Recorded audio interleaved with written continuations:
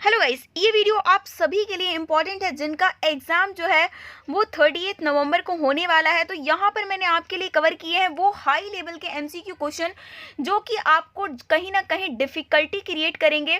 और ये जो सारे क्वेश्चन है ना वो शायद आपने सही से पढ़ा भी ना हो, क्योंकि जो है ये आपको डायरेक्टली आपको देखने को नहीं मिल रहे हैं। इस वजह से आप ये जो हाई लेवल के एमसीक्यू क्वेश्चन को अटैम्प्ट करेंगे। और मैं आपको बता दूं कि इसमें से मतलब इसमें हमने टोटल कवर किए 25 क्वेश्चन। अगर आपके 22 या फिर 23 मार्क्स आ रहे, समझ लीजिए कि आपकी प्रिपरेशन एकदम बिल्कुल परफेक्ट है और आपको बिल्कुल भी टेंशन लेने की ज़रूरत नहीं है। लेकिन अगर उससे कम मार्क्स आ रहे हैं तो जो है आपको थोड़े से एक्स्ट्रा एफर्ट्स और भी डालने पड़ेंगे। आपको प्रीवियस ईयर क्वेश्चन पे भी थोड़ा सा फोकस करना पड़ेगा। बाकी अपनी जो है ना आपका लेवल यहाँ से ज़रूर पता चल जाएगा। तो स्टार्ट कर लेते हैं क्वेश्चन नंबर 1 से। Identify the event that mark the culmination of the Greek war of independence. अब यहाँ पर इन्होंने क्या कहा है कि उस इवेंट को आप आइडेंटिफाई करो जिसने वो मार्क किया कि ग्रीक वॉर का कल्मिनेशन, एकदम चरम बिंदु पर ग्रीक वॉर ऑफ इंडिपेंडेंस, जो इंडिपेंडेंस के लिए ग्रीक वाले वॉर कर रहे थे, तो उसका कल्मिनेशन पॉइंट जो है कौन से इवेंट के साथ जुड़ा हुआ है। ठीक है ना। क्वेश्चन शायद आपने ये ऑलरेडी पढ़ा हुआ होगा, लेकिन इसकी लैंग्वेज ऐसी है ना कि स्टूडेंट कंफ्यूज हो जाएंगे। तो आपको यहाँ पे बता दें फर्स्ट क्वेश्चन का आंसर तो बी है। अब जो है ना ग्रीस क्या था, ओटोमन एम्पायर के का ही पार्ट था। कब तक? 15वीं सेंचुरी तक। लेकिन जैसे ही ये ट्रीटी साइन होता है, ट्रीटी ऑफ कॉन्स्टेंटिनोपल 1832 में, तो जिसके बाद ग्रीस जो है एक इंडिपेंडेंट नेशन बन जाता है और यही था the culmination of the Greek war of independence. तो फर्स्ट क्वेश्चन का बी ऑप्शन हो गया करेक्ट। नेक्स्ट क्वेश्चन है, World Bank compare the country according to per capita income of the country. World Bank जो है देशों की तुलना कैसे करती है? पर कैपिटा इनकम से करती है। बट इट हाइड्स, क्या पर कैपिटा इनकम किस चीज को हाइड करने का काम करता है? पर कैपिटा इनकम को हम निकालने के लिए क्या लेते हैं? हम लेते हैं टोटल इनकम डिवाइड करते हैं पॉपुलेशन से। ठीक है ना। तो इसका मतलब अब देखिए हाइड क्या कर रहा है, हाइड एवरेज इनकम को तो हाइड कर नहीं सकता, क्योंकि पर कैपिटा इनकम का दूसरा नाम ही एवरेज इनकम है। पॉपुलेशन को वो कंसीडर कर ही रहा है। Professional expertise of Indian businessman, इससे मतलब नहीं है। लेकिन यहाँ पर और ये पर्टिकुलर इंडिया को लेकर क्वेश्चन तो पूछा नहीं गया है। इसमें क्या होता है कि जितने भी पर कैपिटा इनकम से डाटा निकलता है उसमें हमें ये नहीं पता चलता है, एवरेज इनकम तो पता चल जाती है, पर इसमें यही नहीं पता कि कितने ऐसे लोग हैं जो बहुत ज़्यादा अमीर है, जबकि कितने ऐसे लोग हैं जो कि बहुत ज़्यादा गरीब हैं। तो ये क्या हाइड कर लेता है? इकोनॉमिक डिस्पैरिटीज को हाइड कर लेता है। ठीक है। तो सेकंड क्वेश्चन का ए ऑप्शन हो गया करेक्ट। नेक्स्ट है, how will a job seeker be affected by an available job opportunity which does not leave any time for family. एक जॉब सीकर को किस तरीके से अफेक्ट होगा जबकि कोई उसको ऐसा जॉब मिल रहा है जिसमें उसके पास फैमिली के लिए टाइम ही नहीं होगा। ठीक है। तो इस टाइप के क्वेश्चन को ना आप एनालिटिकल थिंकिंग भी बोल सकते हैं कि ठीक है ना, कि मतलब पहले आपको सिचुएशन को थोड़ा सा रीड आउट करना पड़ेगा, तब आपको पता चलेगा कि हाँ ये इसका पर्टिकुलर क्वेश्चन जो है सही है कि नहीं। अब देखिए पहला ऑप्शन क्या है, sense of security and freedom would be reduce. Second option है income level would be reduce. अब क्या उसको ऐसा जॉब मिल रहा है तो इनकम लेवल रिड्यूस हो जाएगा क्या? पहले क्या पता उसके पास जॉब ही ना हो तो इनकम लेवल रिड्यूस तो नहीं होगा, बल्कि इसको ज़्यादा काम करने को मिल रहा है, चाहे ज़बरदस्ती ही सही, पर उसकी वजह से इनकम तो बढ़ेगी। ठीक है। उसके पास क्या एक ऐसा अपॉर्चुनिटी मिल रहा है कॉम्पिटिटिव इन्वायरमेंट में, इससे उसका कोई लेना देना नहीं है, वर्कलोड रिड्यूस हो जाएगा क्या? नहीं। इसमें क्या होगा, उसके पास जो सेंस ऑफ सिक्योरिटी और जो फ्रीडम है वो कम हो जाएगा। ठीक है। तो आपका थर्ड क्वेश्चन का ए ऑप्शन हो गया करेक्ट। नेक्स्ट है, ICAR establish by the Indian government is related to which of the following field. इनमें से किस फील्ड के लिए इंडियन गवर्नमेंट ने ICAR को स्टैब्लिश किया है? ICAR अगर इसका फुल फॉर्म आपको पता होगा ना आप आंसर तुरंत निकाल लोगे, लेकिन अगर आपको इसका फुल फॉर्म ही नहीं पता तो दिक्कत है। ठीक है ना। तो ICAR का फुल फॉर्म क्या है? Indian council of agricultural research, जिसको इंडियन गवर्नमेंट ने इसीलिए बनाया है ताकि एग्रीकल्चरल चीज़ों पर भी रिसर्च किया जा सके। ठीक है। तो आपका फोर्थ क्वेश्चन का सी ऑप्शन हो गया करेक्ट।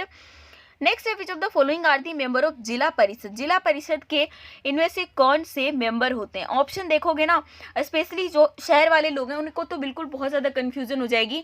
जो गांव में है वो फिर भी इन चीज़ों को समझ जाते हैं आसानी से, लेकिन शहर वालों को इन सब का पंगा नहीं पता होता कि क्या होता है जिला परिषद।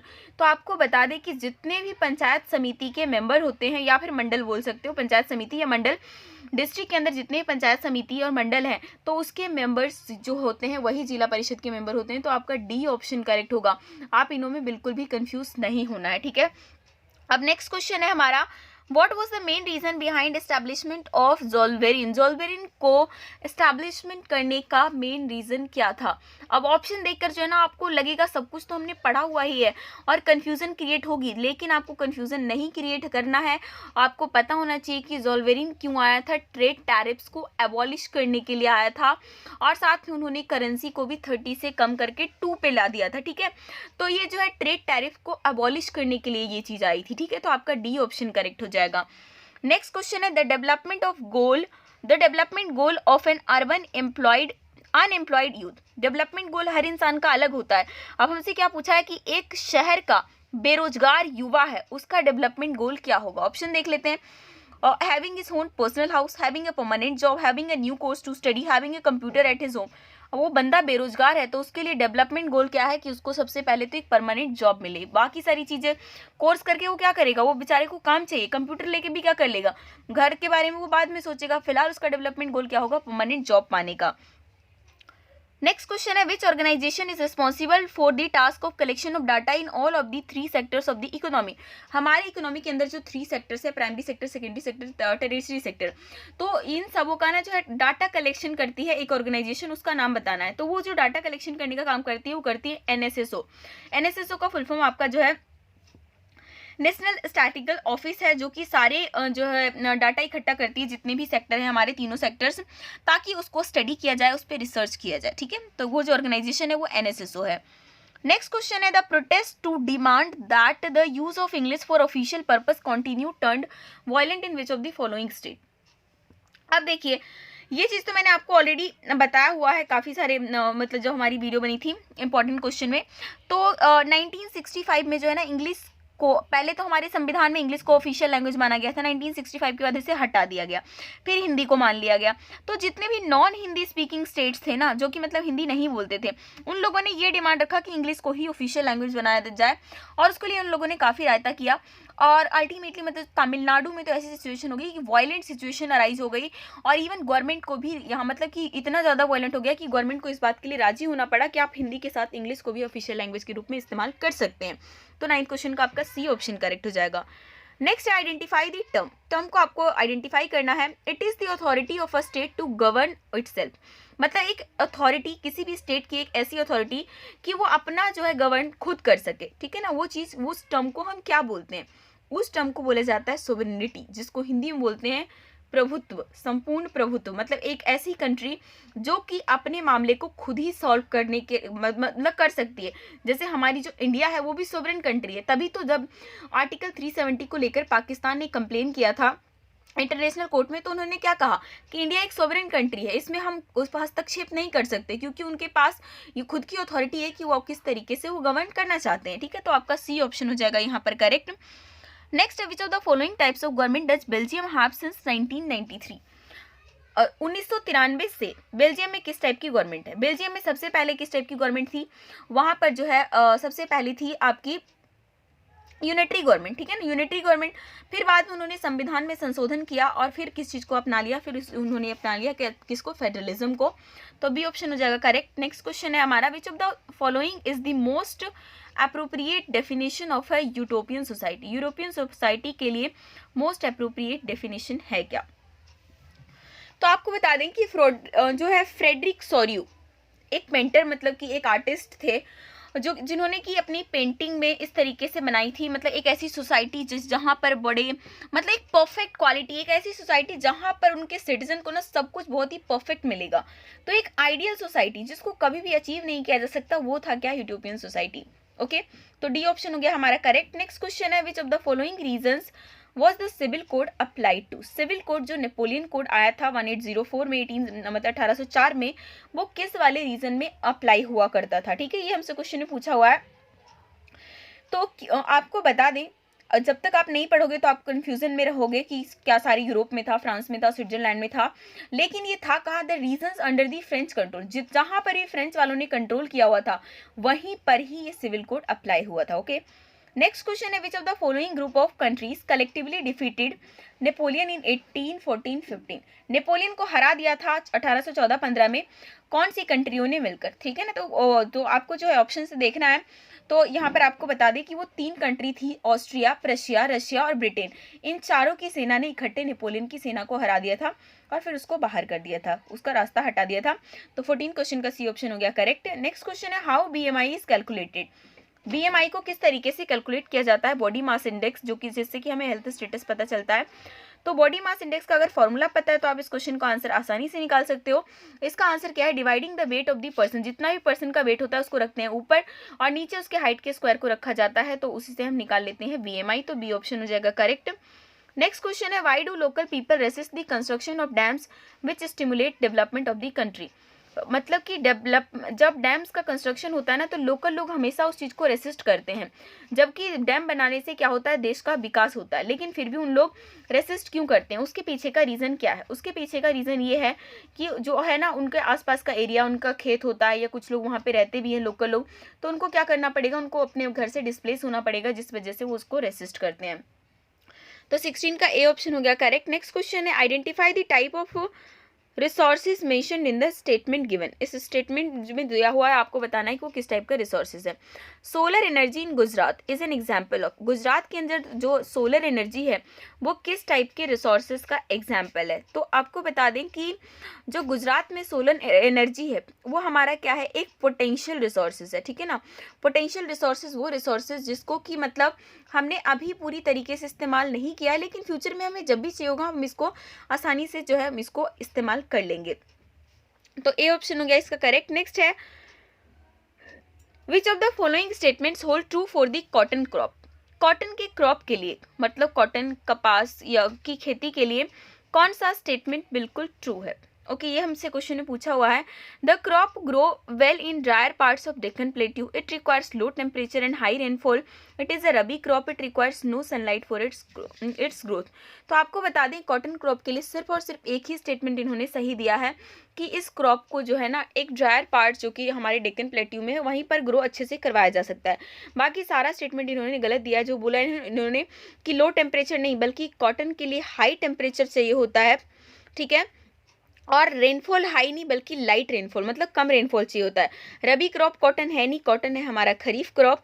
और इस यहाँ पे क्या बोल दिया कि नो सनलाइट, जबकि नहीं, इसको ग्रोथ के लिए जो है सनलाइट चाहिए, पूरा ब्राइट सनसाइन चाहिए होता है। तो तीनों स्टेटमेंट इन लोगों ने कर दिया है गलत, एक ही आपका सही है। नेक्स्ट है which of the following institutions has a ultimate power to interpret the constitution regarding the powers of different level of government. इनमें से किस इंस्टीट्यूशन के पास अल्टीमेट पावर है कि वो कॉन्स्टिट्यूशन को इंटरप्रेट कर सके, ठीक है ना। तो आपको बता दें अब तक आपको ये तो पता है कि हमारे यहाँ जुडिशरी को दिया गया है कि वो कॉन्स्टिट्यूशन को जो है इंटरप्रेट करने का काम करे, लेकिन जुडिशरी के अंदर तो supreme court, high court, district court सब कुछ आते हैं ना। तो इसका करेक्ट आंसर क्या होगा, तो ये जो है ना स्पेशल राइट मिला है सुप्रीम कोर्ट को, तो 19वें का बी ऑप्शन हो जाएगा करेक्ट। नेक्स्ट है the spread of the idea of romantic nationalism या फिर रोमांटिसिज्म वाज रिस्पॉन्सिबल फॉर। ये जो रोमांटिसिज्म का आइडिया हर जगह स्प्रेड हुआ उसके पीछे क्या रिस्पॉन्सिबल था, ठीक है ना। रोमांटिसिज्म कब आया, जबकि मतलब कि बाल्कन वाले एरिया में डिसइंटीग्रेशन हुआ, तो मतलब कि लोगों ने मतलब ये कह दिया कि अब जो है ना हम अपने कल्चर के नाम से जाने जाएंगे, अपने फोक डांस और एंड ऑल, उससे उन लोगों ने अपना एक जो है नेशनलिज्म की भावना को उन लोगों ने अपनाया। तो यहाँ पर जो है आपका 20 क्वेश्चन का डी ऑप्शन करेक्ट होगा। नेक्स्ट क्वेश्चन है which one of the following attributes stand for willingness to make peace. Willingness to make peace जो है किस एट्रीब्यूट को स्टैंड करता है, मतलब इनमें से कौन सी चीज़ जो है ना वो विलिंगनेस टू मेक पीस को डिनोट करने का काम करती है। तो वो क्या है, olive branch around the sword. तलवार के आसपास जो ऑलिव ब्रांच होता है ना वो किस चीज़ को दिखाता है, विलिंगनेस टू मेक पीस, की हम शांति करने की इच्छा रखते हैं। तो 21 का आपका बी ऑप्शन हो जाएगा करेक्ट। नेक्स्ट है comparing total income of the countries will not tell us what an average person is likely to earn in a country, because अगर हम टोटल इनकम से किसी भी कंट्री को कंपेयर करने लग गए तो उससे हमें क्या मतलब कि उससे जो है ना हमें वो एवरेज पर्सन का इनकम नहीं बता पाएगा। क्यों कि नहीं बताएगा, क्योंकि हर कंट्री के पास मतलब उनकी टोटल इनकम जितनी है तो वो हर जनसंख्या में डिवाइड होती है, तो हर कंट्री की जनसंख्या अलग है, इस वजह से टोटल इनकम से कभी भी देश की तुलना नहीं करनी चाहिए। देश की जब तुलना होती है तो किससे होती है? कंट्री को कंपैरिजन करने के लिए पर कैपिटा इनकम यानी कि एवरेज इनकम को देखा जाता है, ना कि टोटल इनकम को। तो 22 का हमारा बी ऑप्शन हो गया करेक्ट। नेक्स्ट है which of the following option does not help in increasing the yield of crop. फसल की उपज को बढ़ाने के लिए इनमें से कौन सी चीज़ हेल्प नहीं करेगी? तो अगर उपज बढ़ाना है तो आप हाई यील्डिंग वीड जो वेराइटीज़ के सीड्स यूज़ कर सकते हो, फर्टिलाइज़र डाल सकते हो, पेस्टिसाइड डाल सकते हो, लेकिन क्या कुदाल, हथौड़ा, मतलब कुदाल या फिर जो खुरपी एंड ऑल पुराने ज़माने की चीज़ों को इस्तेमाल करके उपज नहीं बढ़ाया जा सकता, ठीक है ना। ये तीनों चीज़ें हैं जो कि ग्रीन रिवोल्यूशन का भी पार्ट है। नेक्स्ट क्वेश्चन है the which helps in maintaining the nutritional level of poor people by providing food at lower price। इनमें से क्या ऐसी चीज़ है जो कि गरीब लोगों को भी कम प्राइस पे फूड प्रोवाइड करती है ताकि जो है उनका भी न्यूट्रिशनल लेवल एक मेंटेन हुआ पड़ा रहे? तो उसके लिए हमारी कंट्री के अंदर क्या है? पब्लिक डिस्ट्रीब्यूशन सिस्टम है, राशन है, जिसमें कि गरीबों को बहुत ही कम दामों पे अनाज दिए जाते हैं और बाकी जो भी सारी चीज़ें हैं वो उनको गवर्नमेंट प्रोवाइड करती है ताकि गरीब इंसान का भी जो मिनिमम न्यूट्रिशन है वो पूरा होते रहे। तो 24 का ए ऑप्शन हो गया करेक्ट। और अब हमारा नेक्स्ट और लास्ट क्वेश्चन है which significant contribution was made at the earth summit held in 1992। 1992 में जब अर्थ समिट हुआ तो इसमें से कौन सा सिग्निफिकेंट कंट्रीब्यूशन जो है वहाँ पर देखने को मिला? तो आपको बता दें कि अर्थ समिट जो 1992 में हुआ था वहीं पर एजेंडा 21 को डिक्लेयर किया गया और सारी कंट्री ने उसे अडॉप्ट भी किया। तो 25 का आपका बी ऑप्शन करेक्ट हो गया। होपफुली आपको ये वीडियो पसंद आई होगी और मैं आपको बता दूं आपको ऑनेस्टली जो है अपने मार्क्स भी ज़रूर कमेंट बॉक्स में लिखने हैं, साथ में अपने दोस्तों के साथ वीडियो को शेयर कर सकते हैं। वीडियो को लाइक करिए, चैनल पर नए जुड़े हैं तो सब्सक्राइब करके बेल आइकन भी क्लिक कर लीजिए ताकि नई वीडियो की नोटिफिकेशन आपको तुरंत मिल सके।